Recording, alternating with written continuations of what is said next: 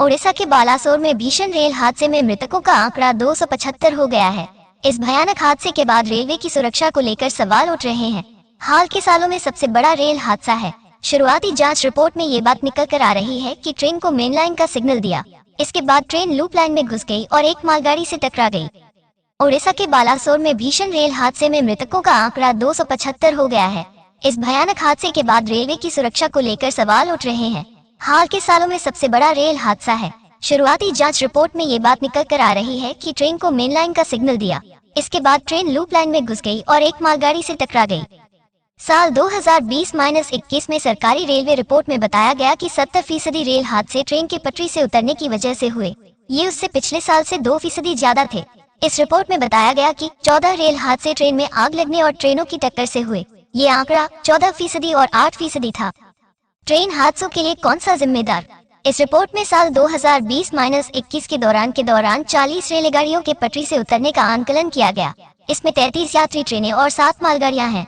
इनमें से 17 ट्रेनें ट्रैक में गड़बड़ी की वजह से पटरी से उतरी। इसकी वजह फ्रैक्चर और पटरियों का धंसना हो सकती है। अप्रैल साल 2017 से 2021 के संघीय लेखा परीक्षकों ने ट्रेनों के पटरी से उतरने पर एक रिपोर्ट पेश की थी। इस रिपोर्ट में कुछ निष्कर्ष परेशान करने वाले थे। क्यों होते हैं ट्रेन हादसे?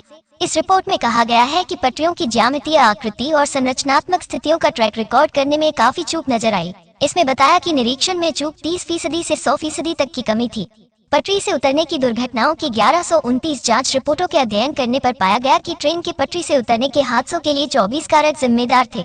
इस रिपोर्ट में ये बात भी सामने आई कि ट्रेनों के पटरी से उतरने की एक बड़ी वजह पटरियों का रखरखाव भी थे। 171 मामलों में ये देखा गया। टेक्निकल कारणों से भी ट्रेनें पटरी से उतरी। रिपोर्ट में बताया गया कि 180 से अधिक टेक्निकल कारणों की वजह से ट्रेनें पटरी से उतरी। उनमें से 1/3 से अधिक कोचों और मालगाड़ी में खराबी की वजह से ट्रेन हादसे हुए। खराब ड्राइविंग और ओवर स्पीड भी ट्रेनों के पटरी से उतरने की मुख्य वजह थी। अब अंतिम जांच के बाद ही पता चलेगा कि आखिर कोरोमंडल एक्सप्रेस पटरी से कैसी उतरी। बता दें कि शुक्रवार की शाम को 7 बजे ओडिशा के बालासोर जिले के बाहांग बाजार स्टेशन के पास ये हादसा हुआ।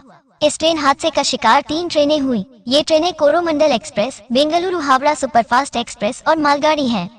दुनिया का चौथा सबसे बड़ा रेल नेटवर्क। गौरतलब है कि भारत का रेल नेटवर्क दुनिया का चौथा सबसे रेल नेटवर्क है। देश में करीब 1 करोड़ 30 लाख लोग हर दिन ट्रेन में सफर करते हैं। बता दें कि सरकार का रेल सुरक्षा पर पूरा फोकस है। दरअसल जिस रूट पर यह हादसा हुआ वहां कवच प्रणाली एक्टिव नहीं थी। बता दें कवच सिस्टम में जब 2 ट्रेनें एक ही ट्रैक पर आ जाती हैं, तो वो इन हादसों को रोकती है।